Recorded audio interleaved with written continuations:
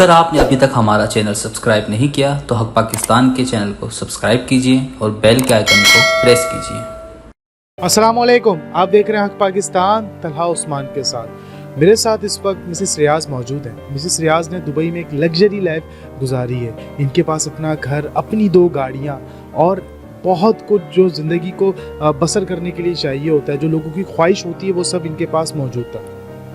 फिर इनकी ज़िंदगी में एक डाउनफॉल आता है और ये अपने मुल्क पाकिस्तान आ जाते हैं। पाकिस्तान में इनके शौहर एक बेकरी खोलते हैं और वो बेकरी किस तरह चलाते हैं वो मैं आपको बताता हूँ। बेकरी, अगर कोई बच्चा उनके पास आता है सर्दियों के मौसम में, अगर कोई बच्चा उनके पास आइसक्रीम लेने आता है तो वो बच्चों को मना कर दिया करते थे कि ठंड का मौसम है, आइसक्रीम ना खाओ।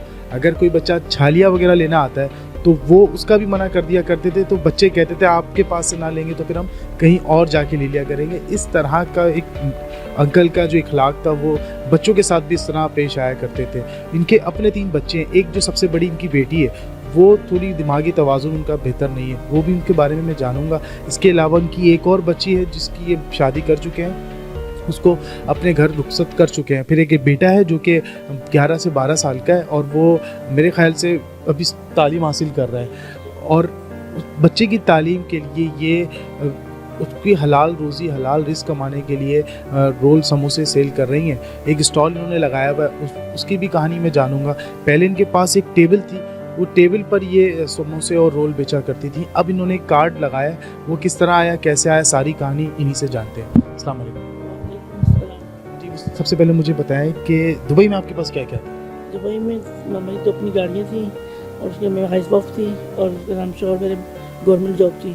बस उन्होंने किसी टाइम पे वो इंजन उठाया तो बीच में कमर में खड़क की आवाज़ आई, जिसकी वजह से उनके मोरे हिल गए।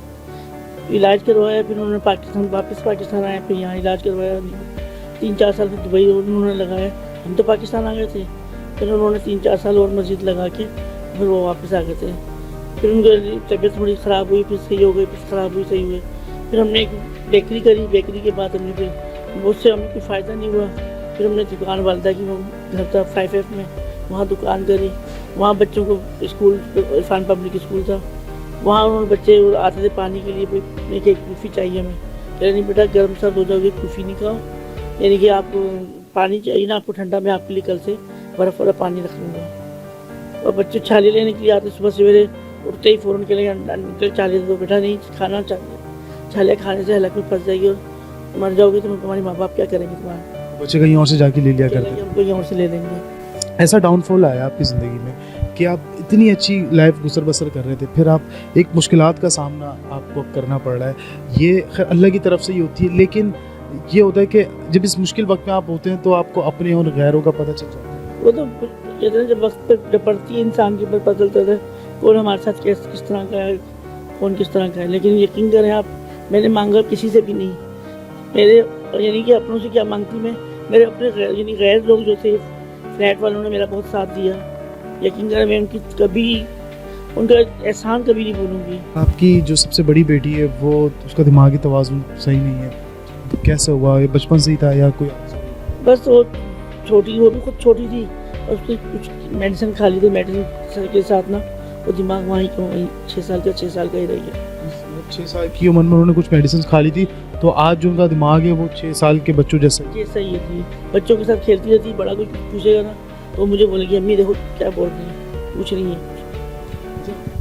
अभी आप जो ये एक स्टॉल लगाया हुआ है आपने, तो अभी इसमें आप दिन का क्या आपका निकल आता है, किस तरह?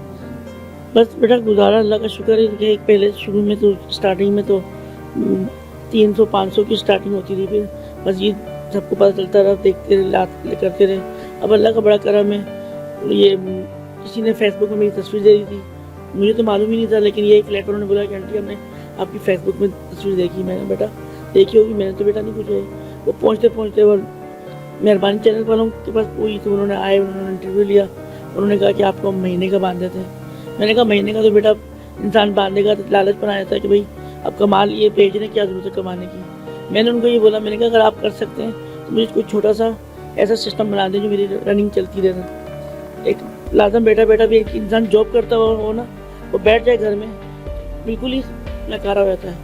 और वो जो मेरी घुटनों का जो दर्द ना, ये घर में बैठने से मेरे हुए। आपने उनको कहा कि आप मुझे पैसे ना दें, आप मुझे कोई सेटअप लगा के दे दें जिस पर मैं अपना रिस्क चला सकूं। और मतलब आपने मांगने को तरजीह नहीं दिया? नहीं, मैंने कहा नहीं, मुझे नहीं चाहिए, बस आप मुझे ये लगाते हैं कि मैं मेहनत करके कमाना चाहती हूँ। तो मेहनत करके खुशी जो मिलती है ना, वो यकीन करें मांगने में नहीं है। मांगने में तो हज़ारों के एक जेंट्स आता है मेरे पास, आता है रोज कि आंटी मेरे को आज 1500 की कमाई कर ली, आपने तो इतनी की करनी होगी नहीं। बेटा मैंने कहा बेटा ये बगैरती का मांगना है। वो गदागीर आपसे ये कहता है मैंने 1500 कमा लिया। हाँ, सिर्फ 4 घंटे में। तो मैंने कहा बेटा ये बगैरती का मांगना है, मेहनत करो, हाथ पाँव अल्लाह पाक ने सलामत दिए, तो मेहनत करो, जवान हटे कटे हो, मेहनत करो। तो मैंने कहा तुम बोलो तो मैं झूले वाले, हमारे जहाँ में बैठती हूँ उधर झूले लगे होते हैं, तो मैंने बोला आप झूलों के वाले से बात कर लेती हूँ। नहीं आंटी मैं मेहनत नहीं कर सकता। मांगू? मैं मांगूंगा, मुझे सही, मुझे कोई एक सूट देता है, मुझे आज चप्पल किसी ने लेके दे दी, मुझे आज किसी ने सूट लेके दे दिया। जिंदगी से कोई मायूसी? नहीं, बस मायूसी क्या बेटा, अच्छे दिन भी देखे, उस पर भी अल्लाह का बड़ा करम शुक्र अदा किया।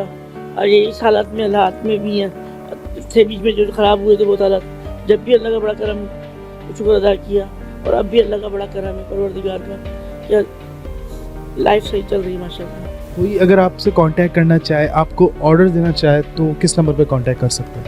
तो मेरा नंबर ये है 0336 8184 इससे आप बात करें और मुझे ऑर्डर दें तो मुझे बहुत खुशी होगी।